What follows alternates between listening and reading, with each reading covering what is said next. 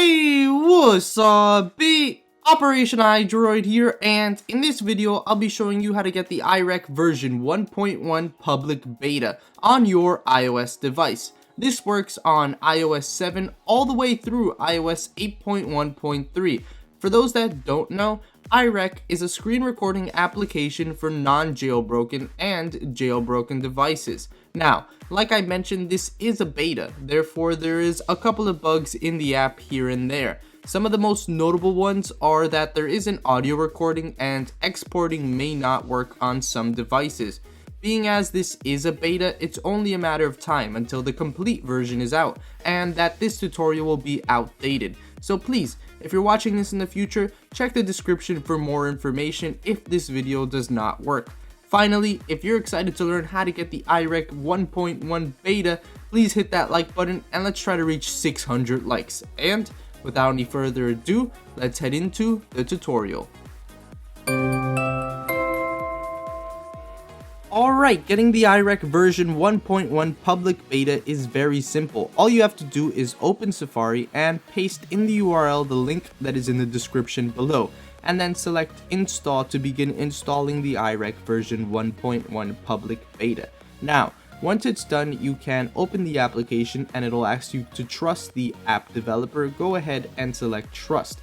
From here, you'll have the record, recordings, and info section. But if you watched my iREC beta review, then you know exactly how to use this application. But if not, that's completely fine. Let's begin by heading into the info section and opening the settings. Here, you can customize your screen recording by the orientation and frames per second.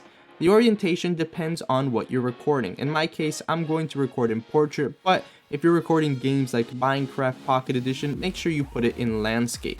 Moving back to the iREC application, you can begin a recording by simply naming it whatever you'd like to name it. In my case, I'm just going to name it Test E, and you can start a recording by selecting Start.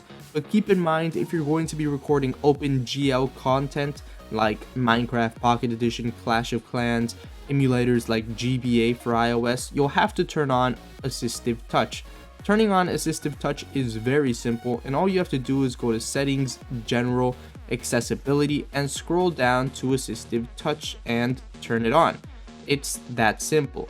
But if you'd like to make the process even simpler and not have to open your settings, you can scroll down to the bottom of Accessibility and go to Accessibility Shortcuts. Here, if you select Assistive Touch, each time you triple click the home button, Assistive Touch will come on or off. This way you can easily turn it on to begin your recordings. Now, what I mean by turning on Assistive Touch to record OpenGL content is that the Assistive Touch little circle that you see at the top right hand corner must be on the gaming content.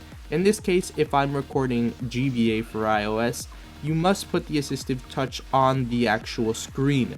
This way it'll begin to record the application. So if I head back to the iREC public beta and stop my recording, it'll begin to save it, and once it's done saving, it'll be in your recordings. Head into your recordings and you can view the recording you just did by clicking it, as I just did here, and we can see that if I head to this portion where I was recording GBA for iOS, by turning on the Assistive Touch, I am now recording the GBA for iOS. Now, it's very simple to export your applications and upload it to YouTube, but like I mentioned, one of the bugs is that exporting may not work on some devices, but you can go ahead and try it by selecting the I and selecting yes to export, and if it works, it'll say successful. And head to your photos, and it should be the newest thing in your photo library, as you can see in mine, and you can upload it to YouTube very simply by clicking the share button and then selecting YouTube. The share button is the square with the arrow on it at the bottom left. Thanks for watching. I hope you found this video helpful. If you did, then please leave a like, as it supports these tutorials immensely. As well as, if you haven't hit the subscribe button yet, I highly recommend that you do so to be notified whenever I upload a video, because I upload iOS tutorials like this one every week. Anyways, thanks for watching, thanks for subscribing, and welcome to the operation.